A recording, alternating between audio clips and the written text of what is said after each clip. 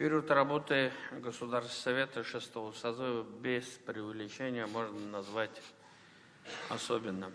Лейтмотив заключительной сессии этого созыва – подведение итогов работы парламента. К депутатам обратился Рустам Минниханов. Раис республики отметил, несмотря на все глобальные перемены и вызовы, Татарстан продолжает активно развиваться. В последние годы Татарстан все чаще становится местом проведения крупномасштабных мероприятий самого высокого уровня. Проведение данных мероприятий в Татарстане – это доказательство того, что нам доверяют. И, безусловно, это результат работы всех уровней власти, в том числе и нашего республиканского парламента.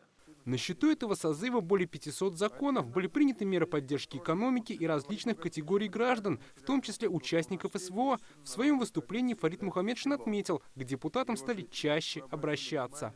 Действенным механизмом взаимодействия депутатского корпуса с населением явились обращения граждан, наказы избирателей. 76 817 обращений рассмотрены. Запомните эту цифру. 76 817 обращений. Это на 23% больше, чем в предыдущем 5-м созыве.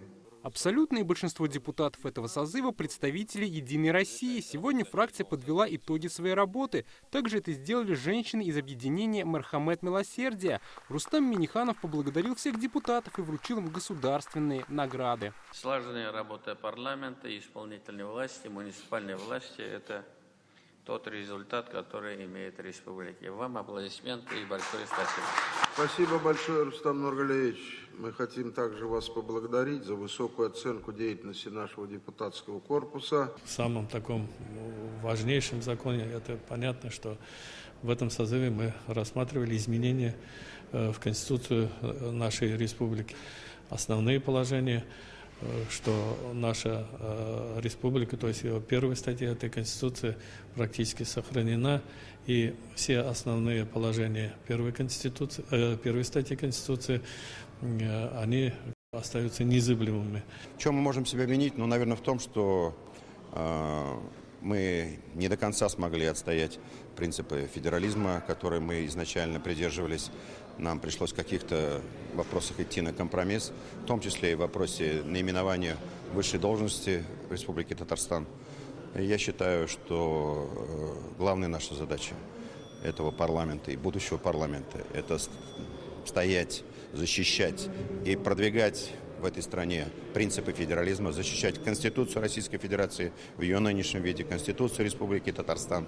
Ряд важных решений парламент принял и сегодня. Депутаты согласовали назначение Фанили Аглиуллина заместителем премьер-министра. В этой должности он будет курировать восстановление подшефных Татарстану городов Рубежное и Лисичанск, а также поддерживать связи с ЛНР. Фаниль Анварович имеет большой опыт практической организаторской работы в системе органов государственной власти. В рамках своей многолетней трудовой деятельности Фаниль Анварович курировал большой спектр вопросов, в том числе касающихся земельных и имущественных отношений Республики Татарстан. Фаниль Анварович, поздравляем вас, желаем больших успехов на ответственном посту. Также Госсовет ввел административные наказания за навязывание услуг. Речь об аниматорах, которые зачастую пристают к прохожим на улицах.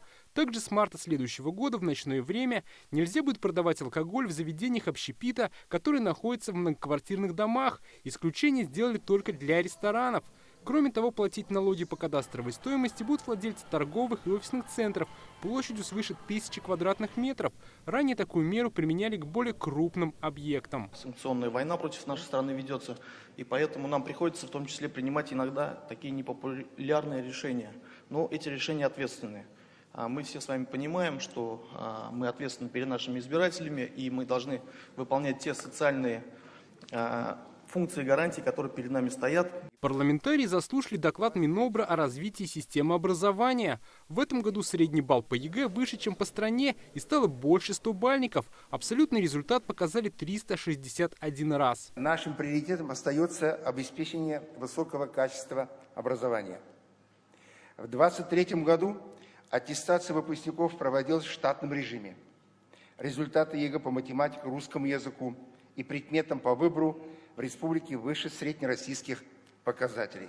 Однако к единому госэкзамену у депутатов возник целый ряд нареканий. Как отметили парламентарии, вопрос аттестации учеников требует изучения и, возможно, пересмотра. И по ЕГЭ очень много вопросов. Заучивание идет автоматическое, знаете, как стихотворение предмета, без вникания даже в глубину этих предметов. Так выступают депутаты Государственной Думы, так, значит, был доклад, построенный министру образования, он тоже об этом признался и сказал, что это требует изменения. Сегодняшняя сессия получилась продолжительной. Заседание шло более 5 часов. По традиции, в завершении созыва общее фото. Дамы в своих нарядах сегодня предпочли модный в этом сезоне цвет фуксии. После этого заседания 6-й созыв завершил свою работу. Многие депутаты планируют баллотироваться снова. Выборы состоятся в сентябре. Дмитрий Айринин, Алмаз Зейдинов, ТНВ, Казань.